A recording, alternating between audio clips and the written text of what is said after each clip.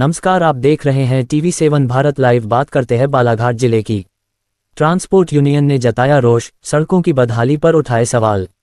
बालाघाट शहर की transport union ने प्रेस वार्ता में नगर प्रशासन पर सड़कों की बदहाल स्थिति को लेकर कड़ा रोष व्यक्त किया। यूनियन पदाधिकारियों ने कहा कि शहर की सड़कों पर जगह जगह गड्ढे होने से वाहन चालकों को भारी परेशानी का सामना करना पड़ रहा है। यूनियन ने बताया कि मुख्य मार्गों और बाजार क्षेत्रों में अतिक्रमण, अवैध पार्किंग तथा सड़क पर रखी भवन निर्माण सामग्री ने यातायात व्यवस्था को पूरी तरह अव्यवस्थित कर दिया है। ट्रक, बस, ऑटो और दोपहिया वाहन चालकों को इन परिस्थितियों में अपने वाहनों को चलाना बेहद मुश्किल हो गया है। पदाधिकारियों ने कहा कि सड़कों के किनारे लगे अवैध होर्डिंग्स भी दुर्घटनाओं की संभावना बढ़ा रहे हैं। इनसे न केवल दृश्यता प्रभावित होती है, बल्कि ट्रैफिक बाधित होने की स्थिति भी बनती है। यूनियन ने नगर निगम, यातायात विभाग और जिला प्रशासन से तत्काल संयुक्त कार्रवाई की मांग की है। साथ ही चेतावनी दी कि यदि जल्द सुधार नहीं किया गया तो यूनियन चरणबद्ध आंदोलन करने को बाध्य होगी। और सामाजिक कार्यक्रम बताएंगे आज आप लोग जमा हुए। हम आज सबसे पहले तो पुलिस अधीक्षक को धन्यवाद देता हूं कि उन्होंने जो हेलमेट मुहिम जो चालू की है उसका हम लोग स्वागत करते हैं। बाकी क्या है कि हेलमेट, अकेले हेलमेट पहनने से सुरक्षा का होना बना ये नहीं है ना। पुलिस प्रशासन को, जिला प्रशासन से भी मतलब सहयोग करना होगा, क्योंकि आप देख रहे हो कि सड़कों पर पूरी तरह अतिक्रमण फैला हुआ है। जगह जगह बैनर, पोस्टर लगे हुए हैं, सड़कें चलने लायक नहीं है। ऐसे में हेलमेट का जो मुहिम है वो पूरी तरह तो उसका कोई मतलब नहीं है। तो पूरी तरह पहले कब्जे से मुक्त किया जाए। ये तो स्थानीय स्तर की बात होगी। इसमें नगर पालिका और इन लोगों को, कलेक्टर साहब को नोटिस जारी करना चाहिए, क्योंकि मैं यही बोल रहा हूँ कि इसमें SP साहब का मतलब जो ये कर रहे हैं स्वागत योग्य है। बाकी दूसरे विभाग जैसे जिला प्रशासन हो गया, नगरीय प्रशासन हो गया, अगर ये सहयोग नहीं करेंगे तो ये मुहिम का कोई औचित्य नहीं है। तो सड़कों पर आप देखोगे जानवरों का जमावड़ा रहता है, नगर पालिका उसमें कुछ नहीं कर रही है।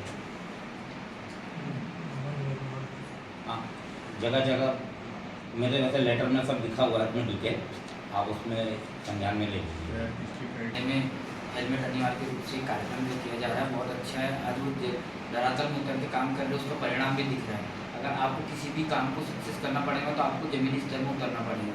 लेकिन मेरा माननीय कलेक्टर महोदय, माननीय नगर पालिका अध्यक्ष महोदय, PWD विभाग, RTO ऑफिस से भी मेरा निवेदन है कि आपको भी अपना दायित्व निभाने के लिए आपको अपने स्तर में आना पड़ेगा। जैसे मैं नगर पालिका से एक पार्षद हूँ, तो मैं आपको एक संज्ञान में बताना चाहता हूँ आम जनता को कि बालाघाट नगर पालिका का 2011 कार्यकाल 2022 से शुरू हुआ है और 2025 3 वर्ष हो गए।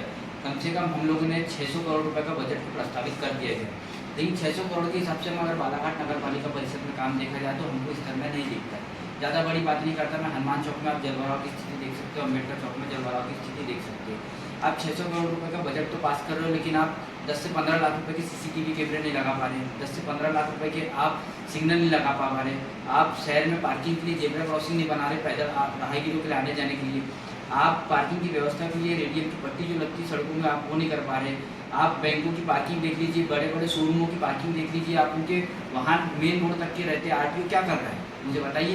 RTO बस स्टैंड में जाके बसों की चेकिंग नहीं करता है। नगर पालिका परिषद की बात मुझे समझ नहीं आती। हम परिषद में प्रस्ताव पास करते हैं नगर पालिका में कि बस का 100 रुपये चार्ज रहेगा, लेकिन मैं आपसे बताना चाहता हूँ कि हर एक युवा अपने पढ़ने के लिए बाहर जाता है, माता पिता उसके बेरोजगार रहते, रोजगार रहते, कैसे भी बच्चों को पढ़ाई करा जाता है, लेकिन वह दबाव नगर पालिका में बना के 100 रुपये को किराया 50 रुपये कर लेते हैं। लेकिन नगर पालिका अध्यक्ष महोदय, कलेक्टर महोदय ये नहीं देखते हैं कि उस बच्चे की क्या स्थिति होगी, पढ़ने जाता है, उसका किराया डबल कर दिया जाता है। त्योहारों में, पावन त्योहारों में, दीपावली हो, होली हो, किसी भी चीज़ के कार्यक्रम में ठस ठस के लाया जाता है, तब तो किसी तरह की कोई कार्रवाई नहीं होती है। उसी तरह से मैं आपको बताना चाहता हूँ कि ये मेरे वार्ड की जो 2 पुलियाँ हैं, ये 2 पुलियाँ हैं जो मेरे वार्ड में टूटी हुई है विगत कई सालों से। मैं इसको आवेदन निवेदन दे चुका हूँ, परिषदों में मुद्दे उठा चुका हूँ, लेकिन किसी तरह से कोई काम नहीं हुआ। माननीय अध्यक्ष महोदय ने कई बार इंजीनियर को बोल दी, CO ने इंजीनियर को बोल दिया, लेकिन अभी तक की फाइल नहीं बनी है। कल ये मैंने पता कर दिया।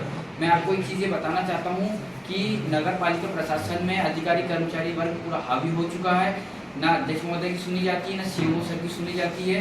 यहाँ पर अधिकारी वर्ग पूरा हावी हो चुका है, जिससे जनताओं को बहुत सी तकलीफों का सामना करना पड़ता है। प्रशासन को आवेदन निवेदन सब दिया है कि 2025 में जलभराव की स्थिति के पहले आप अपनी व्यवस्थाएं बनाए रखिए, लेकिन आप देख सकते हो कि जलभराव की स्थिति थोड़े से पानी में अम्बेडकर चौक में भी आजकल जलभराव होने लगा है। तो हम ये कहना चाहते हैं कि एसपी साहब का जो ये मुहिम है बहुत अच्छी मुहिम है, लेकिन इसमें आरटीओ, पीडब्ल्यूडी विभाग, एनपीपी को भी अपने जो अधिकारी कर्मचारी उनके रहते हैं जो सुरक्षा के खंभों में 30-40 फीट की हाइट में चढ़ते उनको भी सुरक्षा के लिए हेलमेट देना चाहिए। नगर पालिका को शहर में अपने सिग्नल चालू करवाना चाहिए, सीसीटीवी कैमरे को लगाना चाहिए, पार्किंग व्यवस्था को बनाने के लिए अतिक्रमण को हटाना चाहिए। इन सबको लेकर आज हमारे शहर के माननीय लोगों ने एक बैठक आयोजित की थी। लोकल पुलिस वाले जो ड्यूटी कर रहे हैं वो मुँह देखा व्यवहार कर रहे हैं, जबकि उनकी ड्यूटी जो है गृह क्षेत्र में नहीं होनी चाहिए नियम के तहत। वो लोग क्या है कि जो जान पहचान का लोग रहता है वो उसको मुँह देखा करके गाड़ियाँ छोड़ भी देते हैं। तो ऐसे पुलिस वालों को भी वो जो है यहाँ पे हटा के अन्य थानों में ये उनका ट्रांसफर किया जाए। जैसा कुछ एविडेंस है क्या कुछ ऐसा आपके पास? वो तो पूरी एसपी साहब अगर निकालेंगे तो उनके पास पूरी जानकारी मिल जाएगी।